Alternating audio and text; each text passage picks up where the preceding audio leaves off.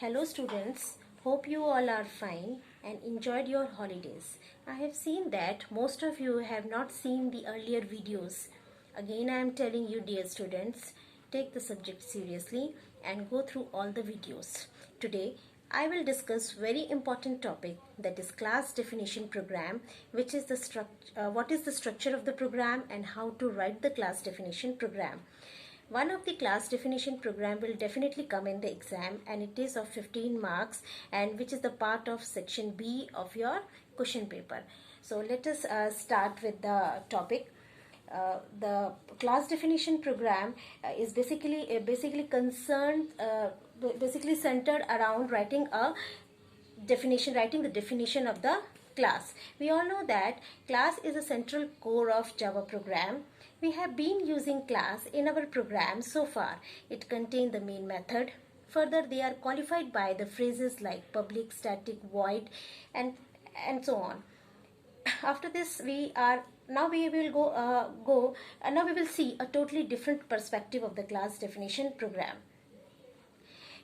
We all know that we have discussed earlier also, a class helps to define a new data type. This new data type can be used to create objects, which are also known as the instances of a class. These data resides in an exclusive area of memory, reachable only by the methods or functions defined within the class structures. We all know that the methods are the code that perform operations on the class data. When the data variables and methods are put together within a class structure, they are said to be encapsulated. So look at the board, all of you.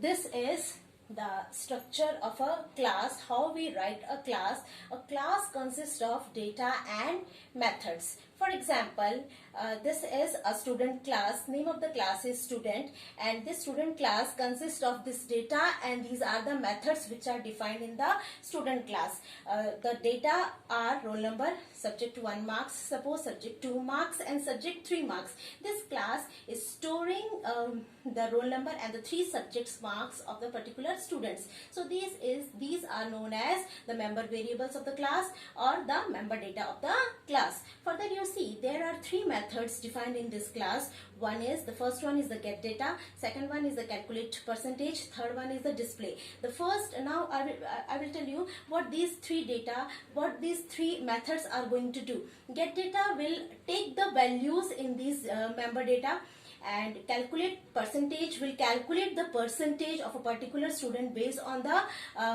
marks entered, and the display will display the roll number and the percentage of a student. Now next we will see how to convert this structure of the class into a program. Now we will convert our student class, the structure of the student class, into the program, that is the class definition program. This was our structure student. In the student class we are having these member data like roll number S1, S2 and S3. S1, S2 and S3 are the 3 subject marks of the roll number given, and the various methods are get data to take the values for the variable, then calculate P to calculate the percentage of the student, and display to display the result, right? So these are the member data. So here we will start. First we will write the class declaration, that this is our class. So this is the first statement in our program. Public class student. Student is the name of the class. Class is the keyword which is telling that the student is the class. Next is the opening bracket, and from here the class definition starts, and here only whatever member data we are having in our program, we are having in our class, we need to declare all the member data here only. In our program we are having roll number S1, S2 and S3.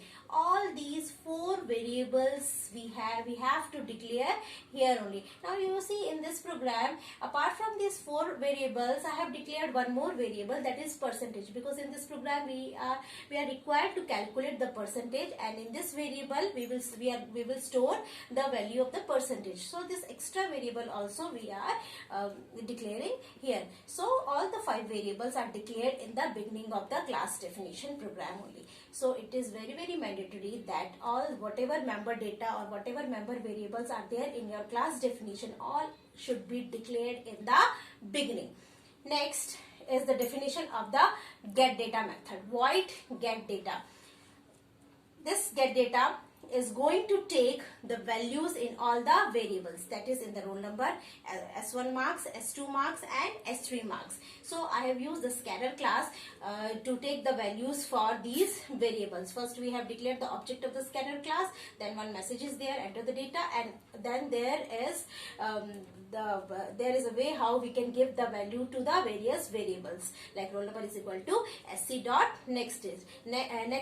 Like this we can give the values to all the variables in the program, and finally this get data method is closed. So what is the role of this get data method? The get data method is going to give the values to all the variables. Next method is calculate p. Calculate p is going to calculate the percentage of the particular student. So we all know what is the formula to calculate the percentage. Simply I have written the formula over here, and whatever value it will calculate, it will be stored in the variable percentage, right? Then calculate is closed. Then the another method is there, void display.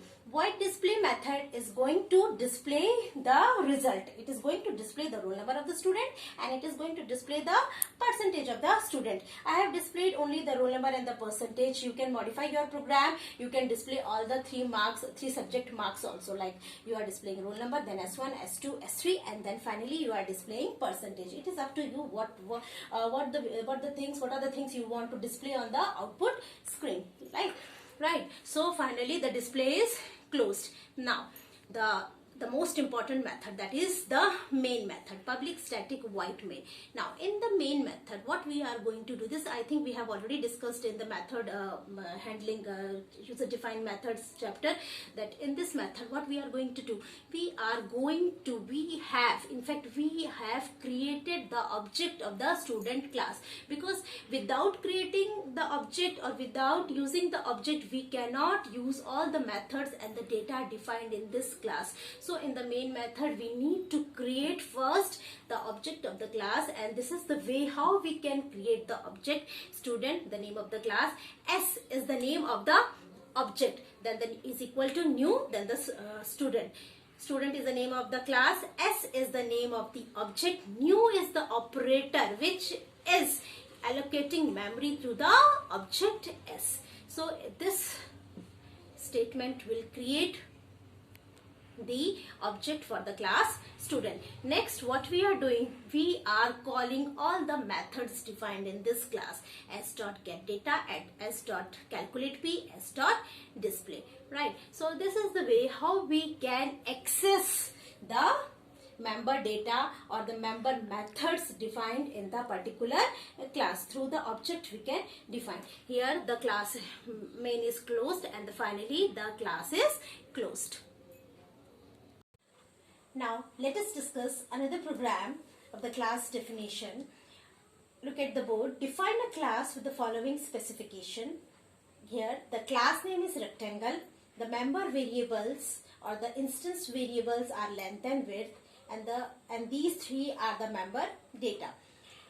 The number one is this is the first member data, accept input, and the role of accept input method is to accept the values for length and width. The second one is compute. Compute method will compute the value of area and the parameter. And the third one is display data. It will display the results on the screen. So this class rectangle consists of these two member variables, length and width, and these three member data. Member methods. Now let us see how to convert this class description into the program.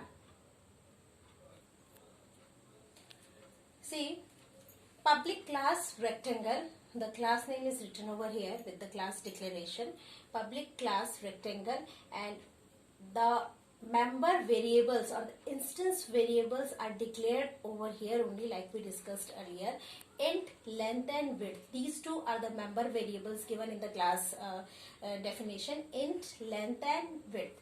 So we have declared length and width over here. Apart from these two variables, we require other two variables, area and perimeter, to store the value of area and to store the value of perimeter. That is why these two variables are also declared over here. So overall 4 variables are declared over here.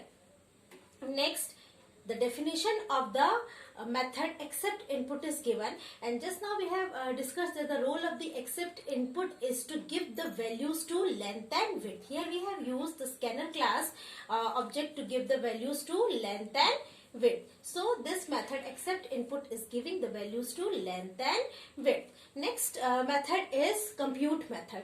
The role of compute method is to calculate the area and the parameter. And here we have used the formulas, respective formulas for calculating the value of area and perimeter. Area is equal to length into width, and perimeter, the formula is given over here on the screen, you can see. The next method, display data. The display data is displaying the value of area and parameter on the screen. So this is the overall definition of the class rectangle. Next, we are giving the definition to the main method. In the main method, first we have created the object of the class rectangle. Name of the object is R, and using this object R, we are calling these 3 methods, right? R.accept input, R.compute, and R.display data. Now what happens when the compiler compiles the program? We have discussed this earlier also, that the compiler looks for the main method only when it enters into the program. First of all, it will look for the main method. Whenever the main method will encounter, what it will see, it will get inside the method, and first the object is created. It will create the object for the rectangle class. Then what it will do, it is calling accept input. When this method will be called, what will happen, the control will jump from this place to this place. The control will come here, and what it will do, it will execute all the statements written inside this accept input method. As soon as the method is over, again the control will jump from this place to this place. And what is the next statement written here? The next statement is a call to the compute method. Whenever this will get executed, again the control will come from this place to this place, and this compute method will get executed. As soon as this method is over, again the control will come from this place to this place. Again, what is next over here? There is a call to the display data method, and when this method, this statement or this call will get executed, the control will again go back from this place to this place, and it will get inside the display data method. And what it is doing over here, it is displaying the value of area and parameter on the screen.